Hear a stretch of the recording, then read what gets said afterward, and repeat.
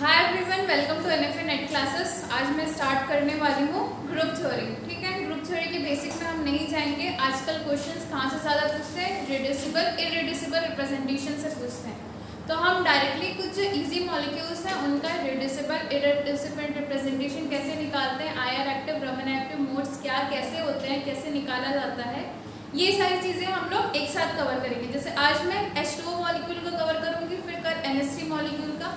अगर उसके अलावा कोई और मॉलिक्यूल है जो आपको लगता है इंपॉर्टेंट हो तो आप कमेंट सेक्शन में ड्रॉप करिएगा।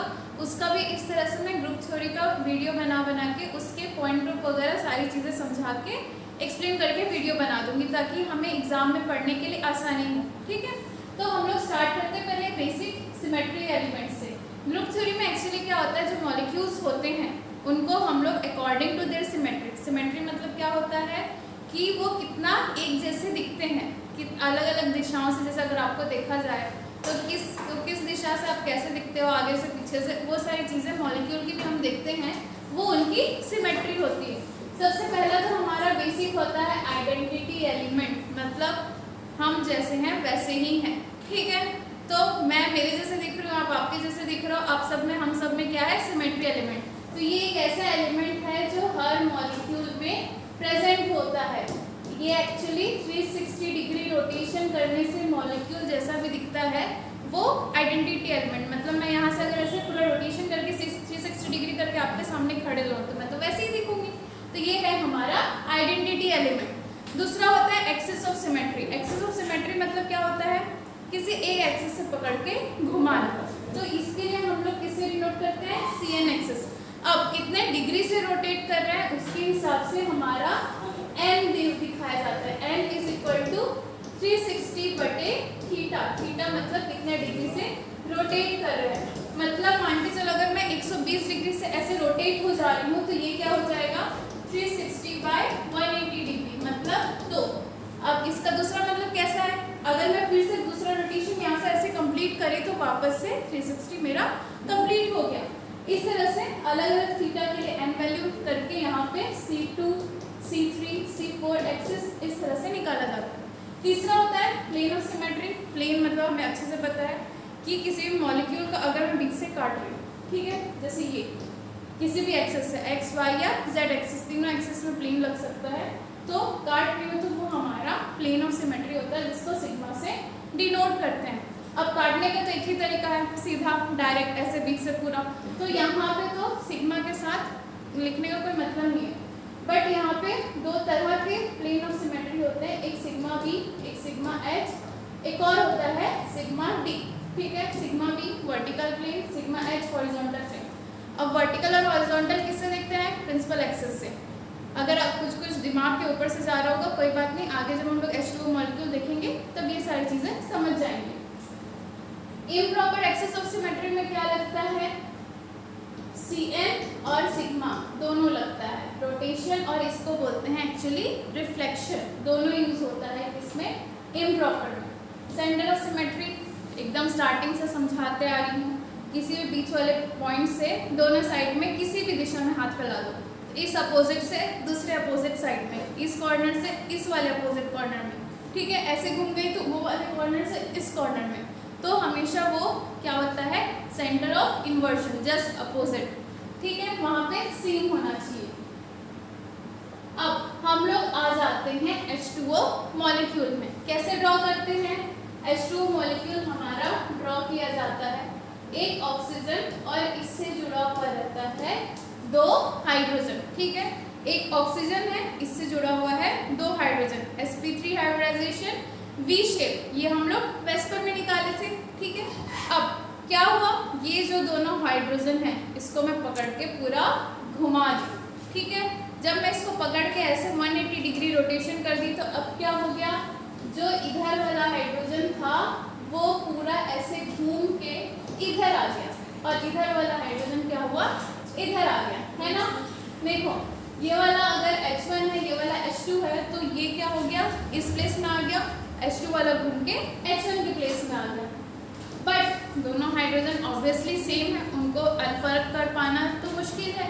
मतलब क्या है, ये C2V रोटेशन है। C2 क्यों लिए, क्योंकि 180 डिग्री रोटेशन है। अभी मैं बताए 360 को 180 से डिवाइड करते हैं तो कितना आता है 2, इसलिए हम लोग इसको बोलते हैं C2 रोटेशन 180 डिग्री का। ठीक है, अब मान के चलो ये दोनों हाइड्रोजन है, अब मैं ये वाला एक्सिस, ठीक है, नीचे 2 हाइड्रोजन है, ये वाला एक्सिस ली। अब मैं इसको जब 180 डिग्री घुमाऊंगी तो ये कहाँ चले जाएंगे, ऊपर, है ना। ये जो H2O है ये है, मान के चलिए ये H2O है, ठीक है। अब मैं इसको 180 डिग्री ऐसे चलाऊंगी तो क्या हो जाएगा, ये कहाँ चले जाएंगे, ऊपर, नीचे कुछ नहीं है। अब तो मुझे कोई भी इंसान, कोई अंधा इंसान भी बता दे कि ये कैसा है, उल्टा है। पहले ऐसा वी शेप था, अब ऐसा, मतलब पहले उल्टा वी शेप था, अब सीधा हो गया, ऐसा भी हो सकता है। तो ये वाला रोटेशन तो होगा नहीं। वैसे ही दूसरे एक्सिस से रोटेशन, ये वाला एक्सिस से रोटेशन कर लेंगे, ये वाले एक्सिस से भी ऐसे घुमाएंगे 180 डिग्री तो भी वही हाल होगा, ठीक है। सॉरी, ये वाला एक्सिस है, ऐसे घुमाएंगे 180 डिग्री तो भी ये ऊपर आ जाएगा, फिर ऊपर का नीचे, तो इसमें भी नहीं होगा। तो इसीलिए इसमें एक ही एक्सिस लगता है, कौन सा, C2। यहाँ पे पूरा का पूरा इमेजिनेशन वाला पोर्शन है, पूरा का पूरा आपको इमेजिन करना पड़ेगा कैसे रोटेशन रिफ्लेक्शन लगते हैं। अब इस टाइप का क्वेश्चन आप लोगों को आता है। कैसा क्वेश्चन आता है, 1 2 3 4 या ABCD दे देता है एप्टीट्यूड टेस्ट में, यहाँ पे मिरर लगा देता है। अब बोलता है कि इसका रिफ्लेक्शन बताओ। इसका रिफ्लेक्शन क्या आएगा, ऐसे ही तो आएगा ना, है ना। और यहाँ पे लगा देता है मिरर, कोई क्लॉक लगा दिया, बोला पानी में इसका रिफ्लेक्शन ऐसा दिख रहा है, तो इसका नीचे रिफ्लेक्शन करेंगे तो कैसे आएगा, ये हाइड्रोजन और ये। अब बताओ मुझे, ये H2O के ये वाले मॉलिक्यूल के जैसे दिख रहा है कि ये वाला दिख रहा है, ऑब्वियस सी बात है, ये दिख रहा है ना। तो ये एक प्लेन लग गया, एक प्लेन ऐसा लग गया, एक प्लेन ऐसा लग गया। तीसरा कैसा लगेगा, तो तीसरा ये पूरा ऐसे काटता हुआ चलेगा तीनों मॉलिक्यूल को, क्योंकि वो तीनों मॉलिक्यूल को काटता हुआ चलेगा, इसलिए हम लोग उसको बोलेंगे मॉलिक्यूलर प्लेन। समझ लो, ऐसे दो, एक ऑक्सीजन का मॉलिक्यूल, दो हाइड्रोजन का मॉलिक्यूल ऐसे है, बीच से काटता हुआ चला गया, मतलब क्या हो गया, वो वाला मॉलिक्यूलर प्लेन। इसको भी हम लोग सिग्मा भी बोलेंगे और इसको भी सिग्मा भी बोलेंगे। क्यों, अब समझना बात को। अभी C2V रोटेशन कहाँ से हो रहा था, ऐसे घुमाने से। जब कोई भी प्लेन इसके 90 डिग्री लगे, मतलब इसको बीच से काटता हुआ, तब क्या होगा, वो हॉरिजॉन्टल प्लेन, वरना क्या होंगे सारे वर्टिकल प्लेन। तो जो बीच से काटता वाला प्लेन है उसमें तो H2O बन ही नहीं रहा है, तो इसीलिए ये क्या हो गया, दोनों के दोनों सिग्मा V हो गए। तो जब दो C2 और एक सिग्मा V जुड़ते हैं तो क्या बनते हैं हमारे C2V, ठीक है। C2 दो sigma V, C3 3 sigma V, C4 4 sigma V। इस तरह से जब भी जुड़ते हैं तो इसको क्या बोलेंगे, C2V, C3V, C4V। सारा का सारा सब जगह नहीं लिख सकते ना भाई, तो शॉर्टकट तो देना ही पड़ेगा, शॉर्टकट पे तो दुनिया चलती है। तो ये हो गया E plus C2 plus sigma V plus sigma V। 4 element को प्लस करें, E सब जगह घुसेगा, सब जगह अपना नाम बढ़ाएगा, ठीक है। E को भूलना ही मत, जहाँ पे भूल गए वो गुस्सा हो जाएगा, नेगेटिव मार्किंग आ जाएगी। तो ये हो जाएगा C2 प्लस 2 सिग्मा V को मिला के क्या हो जाएगा, पॉइंट ग्रुप हमारा C2V, ठीक है। जहाँ पे भी CN और N सिग्मा V जोड़ते हैं तो उसका पॉइंट ग्रुप होता है CNV। अब क्या होते हैं, नेक्स्ट हम लोगों का एक और क्या क्वेश्चन पूछ सकता है, एक तो पॉइंट ग्रुप पूछ सकता है, ठीक है।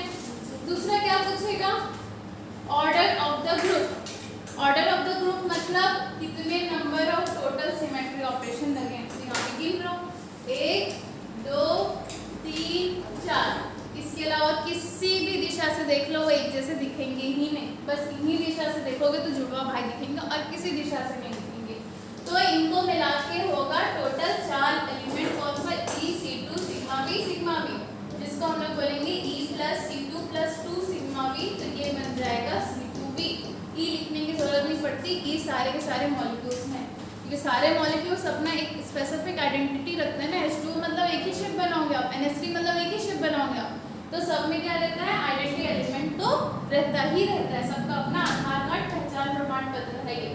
अब नेक्स्ट देखते हैं हम लोग, क्या है यहाँ पे, टाइप्स ऑफ ग्रुप, ठीक है। ये भी हम लोग को पूछ सकता है। एक्चुअली ये डायरेक्टली नहीं पूछता, ये जब हम लोग कैरेक्टर टेबल वगैरह बनाते हैं ना तो वहाँ पे यूज आता है। हाँ, एग्जाम्पल डायरेक्टली यहाँ पे पूछ सकता है इसका, कई बार कन्फ्यूजन हो जाता है हम लोग को।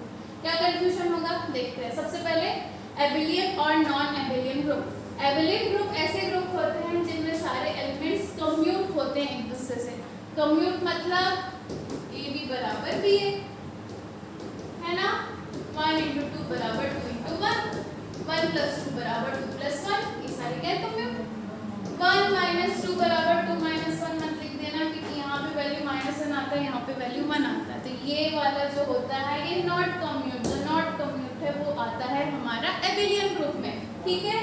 तो ये जो हमारा पोर्शन है कौन सा कम्यूट वाला, उसमें होता है ए बी बराबर बी ए। अगर थोड़ा बहुत क्वांटम पढ़े होगे तो उसमें तो बहुत ही ज़्यादा इंपॉर्टेंट पोर्शन प्ले करता है हमारा कम्यूटेटर ऑपरेटर, है ना।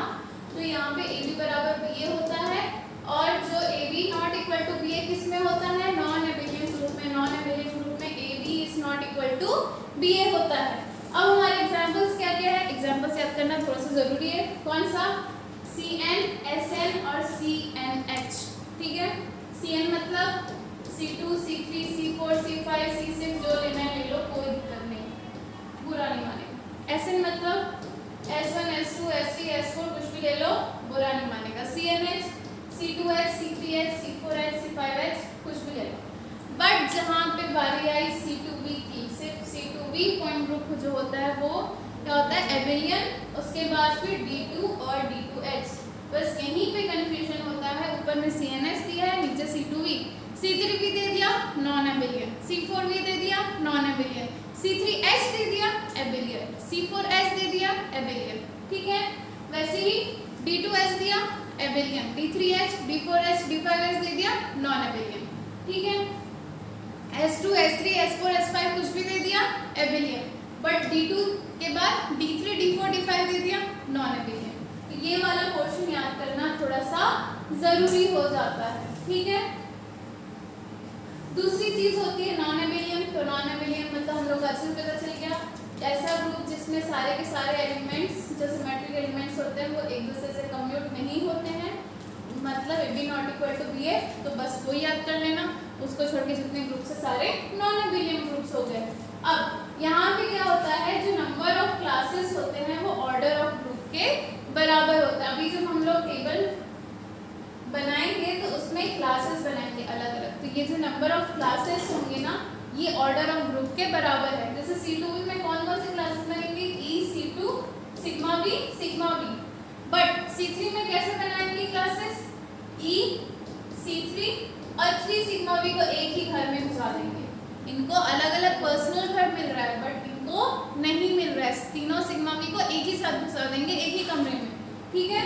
तो ये होते हैं एबिलियन और नॉन एबिलियन। तो यहाँ पे क्या हो गया, टोटल तो रहने वाले सदस्य कितने 5, बट कितना घर दिया, कितने रूम दिए इनको 3, तो इसलिए number of classes order of group के बराबर नहीं होते, ठीक है। K is not equal to H, यहाँ पे K इक्वल टू H। तो अब हम लोग देखते हैं सिमेट्री ऑपरेशंस। ये थोड़ा सा याद करने वाला चीज़ है। क्या E के लिए हमारा कैरेक्टर कितना रहता है, कैरेक्टर का वैल्यू 3 रहता है। सिग्मा जहाँ पे भी आएगा वहाँ 1 लिखेंगे, I के लिए 1 लिखेंगे। ये वाली याद करने वाली बात है क्या, C2 के लिए -1, C3 के लिए -1/2, C4 के लिए 0, C5 के लिए 1। कैसे निकालें, 2 cos थीटा प्लस 1 वाला फॉर्मूला से वैसे ही SN की वैल्यू निकालेंगे 2 cos थीटा -1 वाले फॉर्मूले से। फॉर एग्जांपल हमारा cos थीटा मतलब cos 180 डिग्री कितना होता है, 0 होता है, सॉरी cos 180 डिग्री कितना -1, तो 2 × -1 + 1, तो -2 + 1 कितना हो गया -1। ये हो गया हमारा Cn का वैल्यू, C2 का। वैसे ही S2 कैसे निकालेंगे, 2 × -1 मतलब कितना हो जाएगा -3। वैसे ही हम लोग S3, S4, S5 निकालेंगे। S3 के लिए क्या लेंगे, cos थीटा बराबर 120 डिग्री। S4 के लिए क्या लेंगे, थीटा बराबर 90 डिग्री। S5 के लिए क्या लेंगे, थीटा बराबर 72 डिग्री। इस तरह से हम लोग सॉल्व करेंगे, ठीक है। नेक्स्ट, तो अब पहुंचते हैं हमारे इम्पोर्टेंट पार्ट में जो है रिड्यूसिबल रिप्रेजेंटेशन का टेबल बनाना। ठीक है, कैसे बनाएंगे? सबसे पहले तो हमें पॉइंट ग्रुप पता होना चाहिए सही से। H2O का क्या पॉइंट ग्रुप है? C2V। दूसरी बात क्या पता होनी चाहिए हम लोगों को, इनका क्या क्या क्लासेस है, मतलब इनके एलिमेंट्स क्या क्या है। तो E, C2, सिग्मा XZ और सिग्मा YZ। तीसरी बात क्या है हमारी, इनकी कैरेक्टर पता होनी चाहिए। E की वैल्यू क्या थी? 3, C2 की वैल्यू -1 और सिग्मा में 1। ये देख लो वापस से, आप लोग देख सकते हो क्या है। E के लिए 3, सिग्मा के लिए 1, sigma V, sigma H, sigma D कुछ भी हो, और C2 के लिए क्या था अभी अभी हम लोग निकाले -1। ठीक है, next number of unshifted atom. अगर इसको कुछ करेंगे ही नहीं, H2O को एज इट इज रहेगा, तो टोटल कितने एटम्स रहेंगे? देखो जब भी आइडेंटिटी एलिमेंट रहता है तो यहाँ पे total number of atom calculate करके डाल दिया करो। कितने एटम्स है H2O में? 3। तो यहाँ पे कितना आ जाएगा? 3।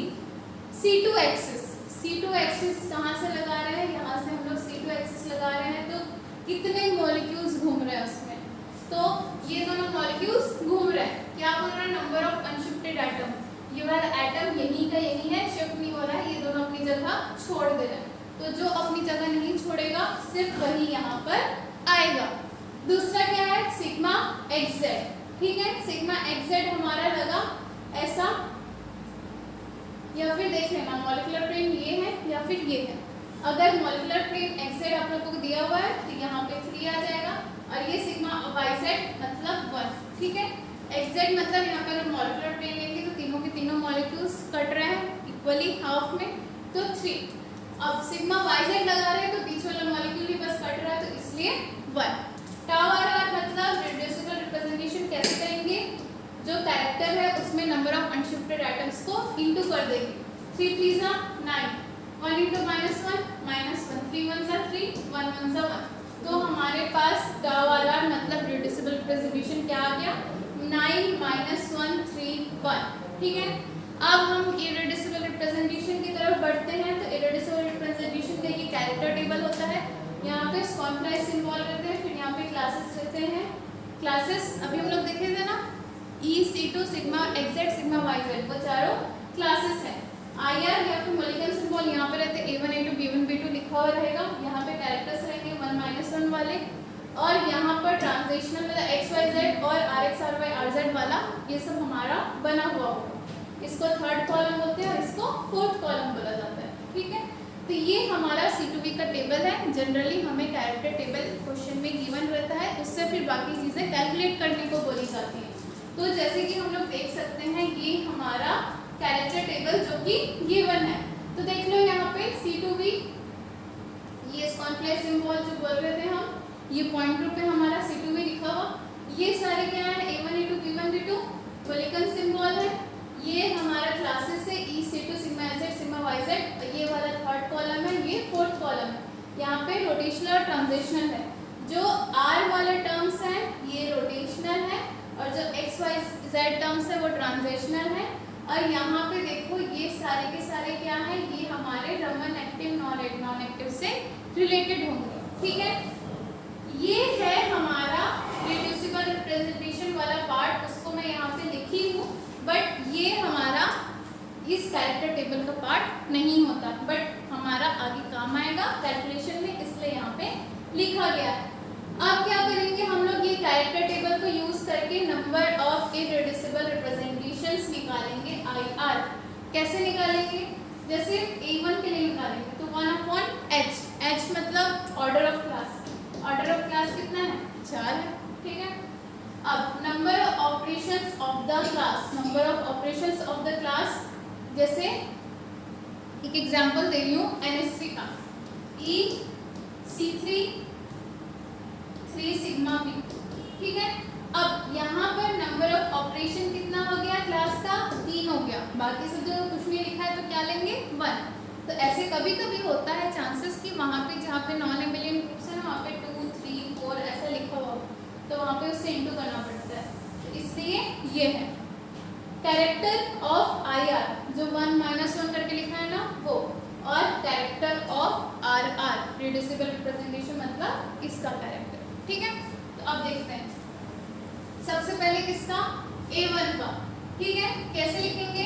1/4 into number of operation of the class 1 का ऑपरेशन कितना है 1 इंटू कैरेक्टर ऑफ IR कितना दिया हुआ है 1 इंटू कैरेक्टर ऑफ RR कितना दिया हुआ है 9, ठीक है, प्लस यहाँ पे 1 इंटू -1 प्लस यहाँ पर 1 इंटू 3 प्लस यहाँ पर 1 इंटू 1 इंटू 1। अब ये सारे को क्या करेंगे हम लोग प्लस कर देंगे, तो क्या आएगा? अब देखो 1/4 इंटू 9 × 9, यहाँ पे -1, यहाँ पे +3, फिर +1, तो +1 कैंसल आउट, तो 1/4 9 + 3 कितना हो गया 12। कट करेंगे तो कितना आ जाएगा 3। अब 3 के सामने लिखेंगे A1 क्योंकि ये किसका है A1 का है, ठीक है। वैसे ही बाकी सारे का हम लोग रिड्यूसिबल रिप्रेजेंटेशन इररिड्यूसिबल रिप्रेजेंटेशन के लिए निकालेंगे, तो NA2 फिर 1/4, ये तो सेम है ना, फोर्थ ऑर्डर तो पूरे ग्रुप का निकलता है ना, वो तो सेम ही रहेगा। अब नंबर ऑफ ऑपरेशंस किसके लिए लेंगे A2 के लिए, तो A2 वाला टेबल लेना, पहले 1 इंटू 9, फिर 1 इंटू -1। अब देखो 1 इंटू -1 इंटू 3, ठीक है, फिर क्या आया 1 इंटू -1 इंटू 1, है ना, ये आ गया हमारा पूरा। तो अब इसको कैलकुलेट करेंगे, तो क्या आएगा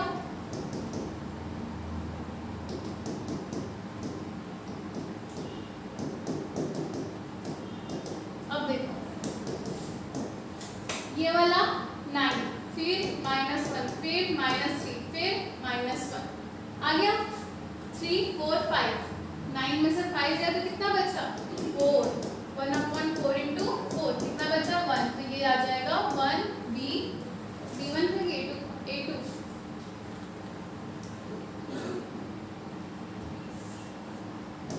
1 A2, ठीक है। नेक्स्ट क्या है B1 का देखें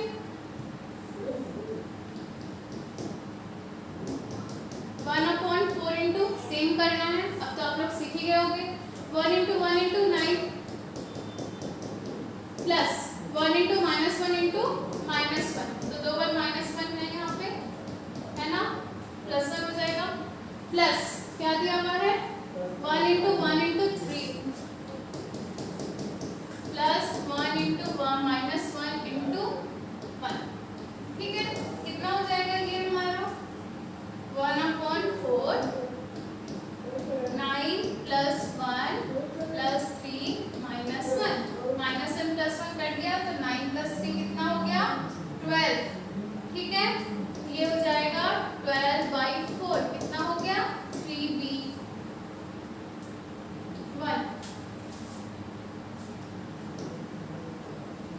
नेक्स्ट फिर क्या है NB2, कैसे निकालेंगे 1/4 into 1 into 9 plus 1 into -1 into -1 plus 1 into -1 into 3 plus 1 into 1, ठीक है। अब यहाँ पे बीच में एक माइनस आ गया, कौन सा वाला -3, तो 1/4 9 + 1 -3 + 1 कितना आ गया 8 आना चाहिए, है ना, 8/4 मतलब कितना हो गया 2B2। इसका क्या आ गया total symbol 3A1 + A2 + 3B1 + 2B2, ठीक है।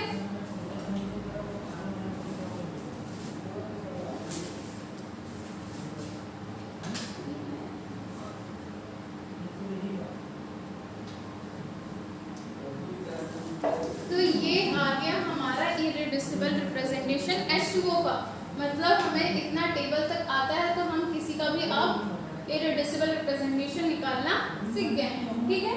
क्या है 3A1 A2 3B1 2B2। तो अब देखो टोटल मोड्स कैसे निकालते हैं, 3n number of degree of freedom होते हैं ना 3n, मतलब कितना होता है 3n। तो n मतलब नंबर ऑफ मॉलिक्यूल्स कितने हैं H2O में 3, तो 3 3 से कितने हैं 9। अब देख लो 3 + 3 6 7 8 और 1 9। इनमें कितने हैं total transitional vibrational plus rotational modes हैं, है ना। Transitional plus vibrational plus rotational modes है। वाइब्रेशनल का फॉर्मूला था, क्या फॉर्मूला था याद करो। लीनियर नॉन लीनियर हम लोग देते थे, लीनियर में 3n - 5, नॉन लीनियर में 3n - 6।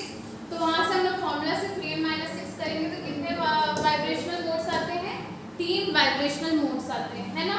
अब देखो कैसे चेक करेंगे कौन सा रोटेशनल है, कौन सा वाइब्रेशनल है, कौन सा ट्रांजिशनल है। याद रखना यहाँ पर जब हम लोग कैरेक्टर टेबल देख रहे थे तो यहाँ पे कुछ चीजें लिखी हुई थी, है ना। तो जिसके सामने जो लिखा है वो उसमें आ जाएगा, सिंपल सी बात है। A1 में क्या दिया हुआ है Z, तो A1 किस में आ जाएगा इसमें, ठीक है। अब देखो A2 में क्या दिया हुआ है रोटेशनल, तो रोटेशनल में हम लोग लिख देंगे A2। अब B1 में दोनों दिया हुआ है, B2 में दोनों दिया हुआ है, तो दोनों जगह B1 लिखेंगे, दोनों जगह B2 लिखेंगे।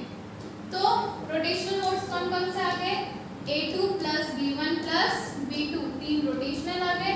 ट्रांजिशनल कौन से आ गए A1 + B1 + B2 हमारे ट्रांजिशनल आ गए। अब बचे 3A1 में से दिया तो कितना बचा 2A1, एक ही A2 था चला गया। इसमें क्या बचा एक B1 2 B2 था, खत्म हो गया। तो जो बचा कुछ रहता है वो किसको मिल जाता है वाइब्रेशनल को। तो 3 रोटेशनल 3 ट्रांजिशनल और 3 वाइब्रेशनल मोड्स, टोटल कितने हो गए 9 मोड्स हमारे हो गए, ठीक है। अब ये जो मोड्स है वाइब्रेशनल B2 A1 और B1, तो वाइब्रेशनल में कौन कौन से मोड्स होते हैं स्ट्रेचिंग और बेंडिंग, जिसमें से A1 + B1 किस में आएगा सिमेट्रिकल स्ट्रेचिंग में और एसिमेट्रिकल स्ट्रेचिंग में, ठीक। ये चीज आगे भी है हम लोग देख लेंगे, पहले आयर एक्टिव मोड्स देख लेते हैं। देखो जो आयर एक्टिव मोड होते हैं वो कौन कौन से होते हैं, कोई भी वाइब्रेशनल या रोटेशनल मोड जिनमें ट्रांजिशनल फंक्शन है, मतलब x y z जहाँ पे है कैरेक्टर टेबल में वहाँ पे क्या आ जाता है आयर एक्टिव। रमन एक्टिव किस में जहाँ पे बाइनरी फंक्शन है, फोर्थ ग्रुप में x² y² z² x² + z² y² xz yz कुछ भी हो, y मतलब बाइनरी फंक्शन या किसी भी प्रोडक्ट होना चाहिए x y z का, तो वो क्या आ जाता है रमन एक्टिव, ठीक है।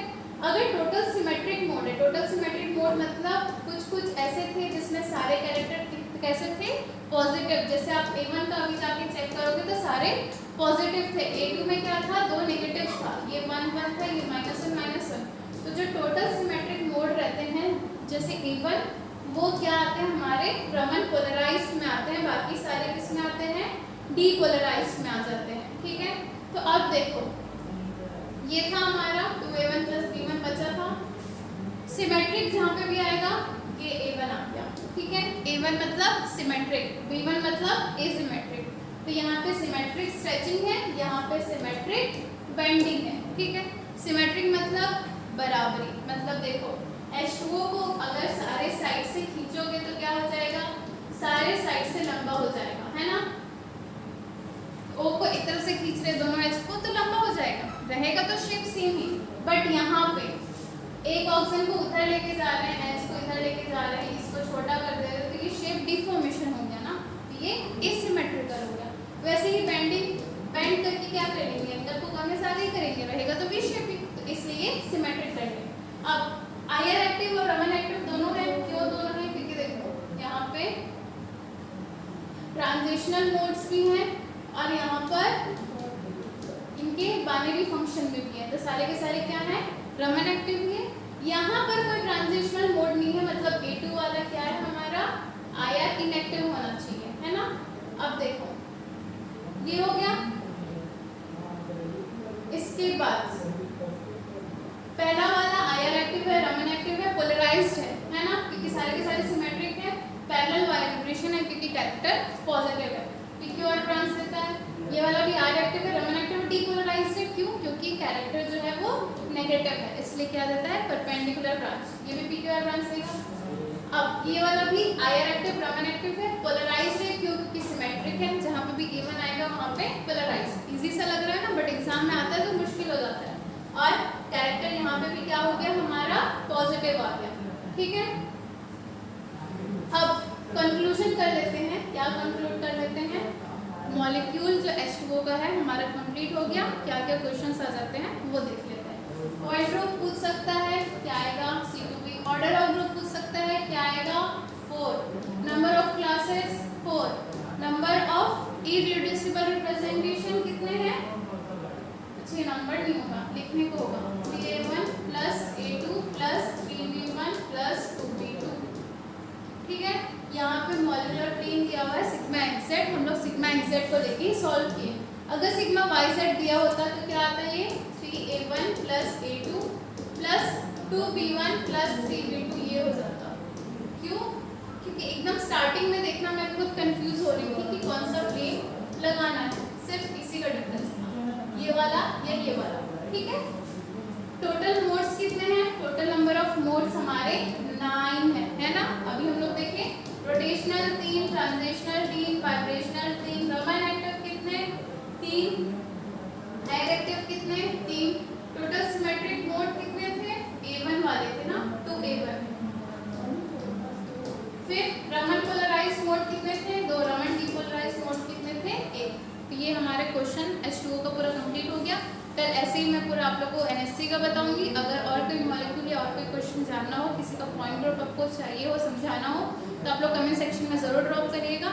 आई होप कि ये आपको ग्रुप थ्योरी का पोर्शन समझ में आया हो। मैं ज़्यादा बेसिक डिटेल में नहीं गई हूँ क्योंकि अभी टाइम बहुत कम है। अगर आप लोग चाहते हैं कि किसी चीज़ का बेसिक समझाना तो भी आप कमेंट सेक्शन में ड्रॉप कर सकते हैं। आज के लिए बस इतना ही। Thank you so much.